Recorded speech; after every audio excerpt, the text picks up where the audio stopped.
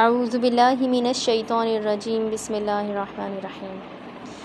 سورہ ملک سبق نمبر 12 آیت نمبر 23۔ سورہ ملک جو ہے نا وہ کنٹرول کی سورہ ہے۔ یہ آپ کو بتاتی ہے کہ آپ کے ہاتھ میں کچھ بھی نہیں ہے۔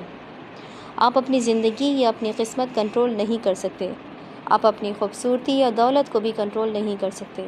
آپ صرف ایک چیز کنٹرول کر سکتے ہیں، آپ کا ری ایکشن۔ آپ کے ساتھ جو بھی اچھا یا برا ہو اس پہ آپ کیسا رد عمل دیتے ہیں، اس ایک شے کے سوا آپ کے ہاتھ میں کچھ بھی نہیں ہے۔ اور یہی سب سے اچھی بات ہے اس دنیا کی۔ جب ہاتھ میں کچھ نہیں ہے تو پریشانی کس بات کی؟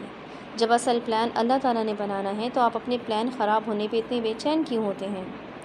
جب آپ کے ہاتھ میں کچھ ہے ہی نہیں اور یہ طے ہے کہ سب کچھ اللہ تعالیٰ نے ہی کنٹرول کرنا ہے، تو کیوں نہ ہم راضی خوشی ہو کہ اللہ تعالیٰ کو اپنی زندگیوں کا کنٹرول تھما دیں۔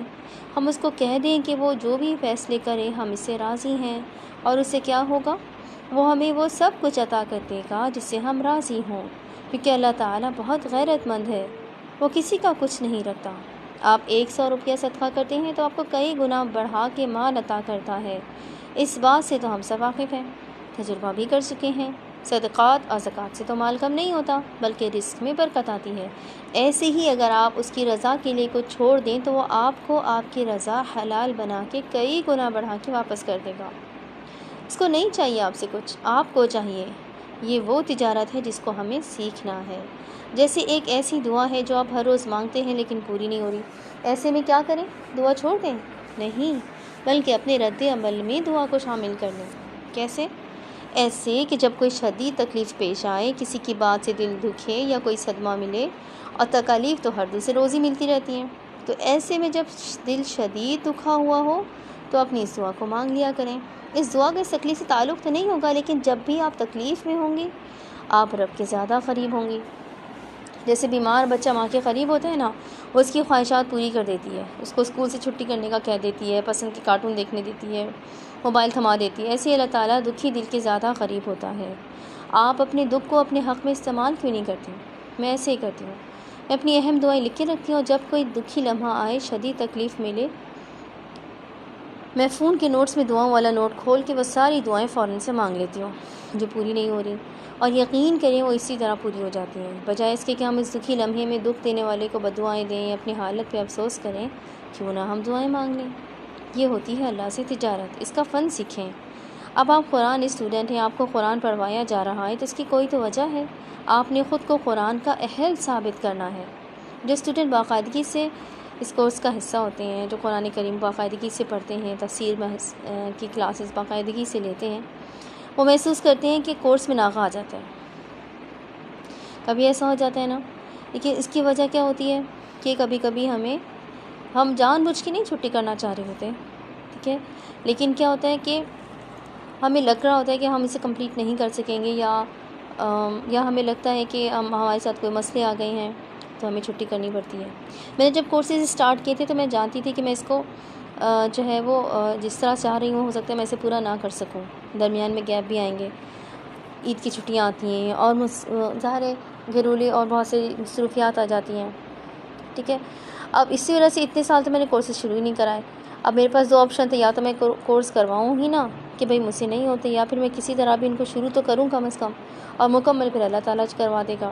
لاغیں آئیں، بیماری آئے، یا کہیں آنا جانا ہو جائے، یا کوئی مہمان آ جائے، یہ کبھی کبھی جو ہے وہ کلاس انسان نہ لے سکے، ٹھیک ہے۔ تو اس میں کیا کریں آپ کہ آپ اس ناغے میں پچھلا سبق دہرا لیا کریں، یقین کریں آپ کو ہر سبق نیا ہی محسوس ہوگا۔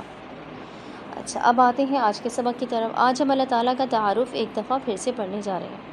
اللہ تعالیٰ ایسا ہے کہ جیسا کوئی نہیں، وہ ایک ہی ہے، اور ہماری زندگی میں اس جتنا اہم کوئی ہو ہی نہیں سکتا۔ اس کو سمجھنے کے لیے پوری زندگی چاہیے۔ اگر ہم اس کو تلاش کرنا چاہیں تو ہر روز ہمارے اوپر اس کے راز کھلنے لگیں گے، لیکن ہم کوشش ہی نہیں کرتے۔ ہم اتنے مصروف ہیں کہ ہمیں وقت ہی نہیں ملتا اس کے بارے میں سوچنے کے لیے۔ اس لیے آج کے سبق میں ہم صرف اپنے رب کو تلاش کرنے کی کوشش کریں گے۔ سورہ ملک کی آیت نمبر 23 پڑھتے ہیں۔ قُلْ هُوَ الَّذِي أَنشَأَ لَكُمُ السَّمْعَ وَالْأَبْصَارَ وَالْأَفْئِدَةَ قَلِيلًا مَا تَشْكُرُونَ قُلْ هُوَ الَّذِي ذَرَأَكُمْ فِي الْأَرْضِ وَإِلَيْهِ تُحْشَرُونَ کہہ دیجئے کہ وہی تو ہے جس نے تمہیں پیدا کیا اور بنائی تمہارے کان اور آنکھیں اور دل، اور کتنا کم تم شکر کرتے ہو۔ کہہ دیجئے کہ وہی تو ہے جس نے پھیلایا تم کو زمین میں، اور اسی کے روبرو تم جمع کیے جاؤ گے۔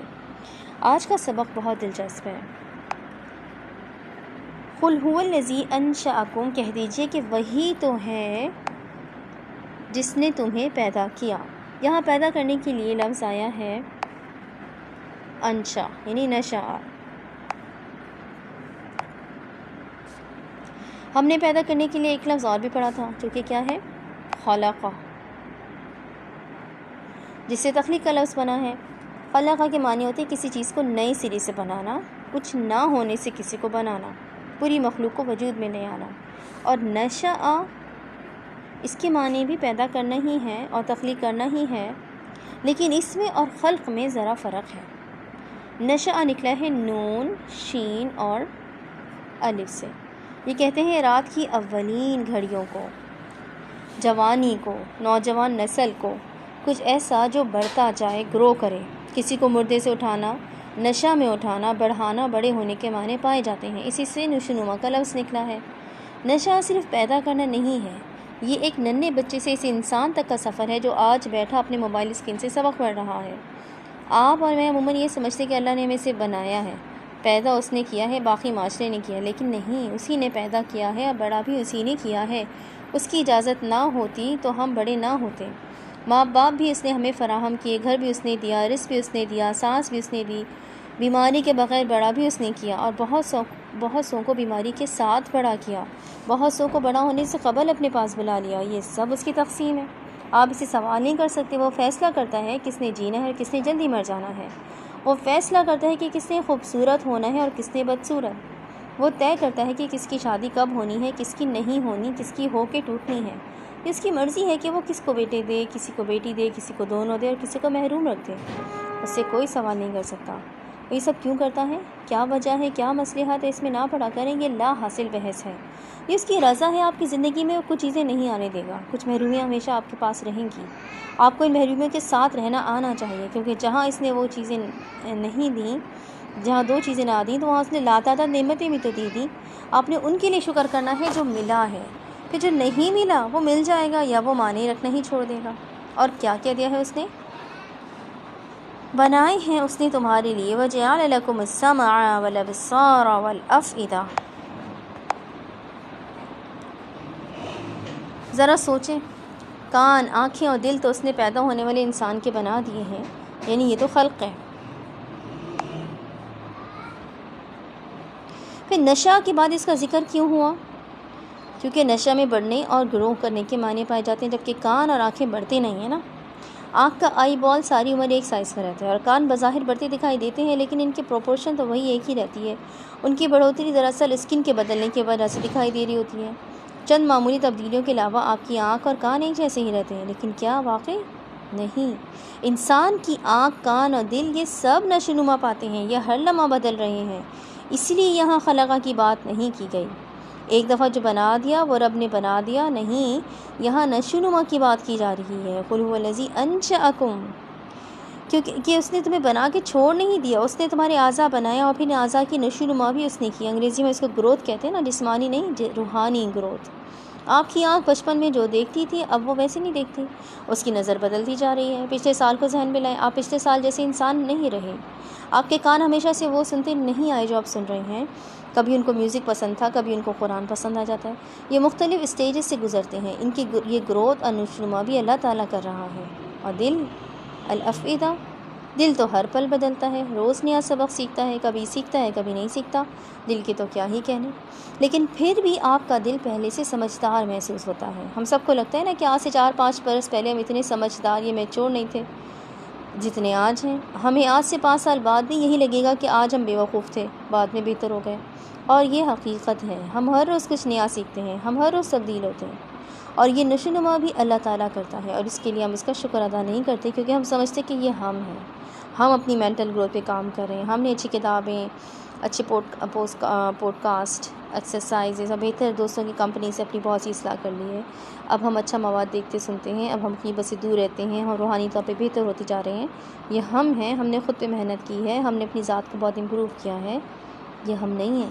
یہ اللہ تعالیٰ ہے جس نے ہمارا ہاتھ پکڑ کے ہم سے ہماری اصلاح کروائی ہے. جو تھوڑی بہت اصلاح ہم ابھی تک کر پائے ہیں وہ اللہ نے کروائی ہے، میں نے اور آپ نے خود نہیں کی. ہر شے اللہ تعالیٰ کی وجہ سے ہو رہی ہے، اس کی توفیق سے ہدایت ملتی ہے. اس کو ہماری کوئی بات ناپسند آ جائے تو وہ ہدایت دینا چھوڑ دیتا ہے. اس لیے خود کو ایک دفعہ پھر عاجزی کے دائرے میں واپس لائیں. آپ کی اور میری جتنی اصلاح کی گئی ہے وہ اس رب نے کروائی ہے، ہم اس قابل نہیں تھے، اس لیے ہمیں اس کا شکر ادا کرنا ہے. قُلْ هُوَ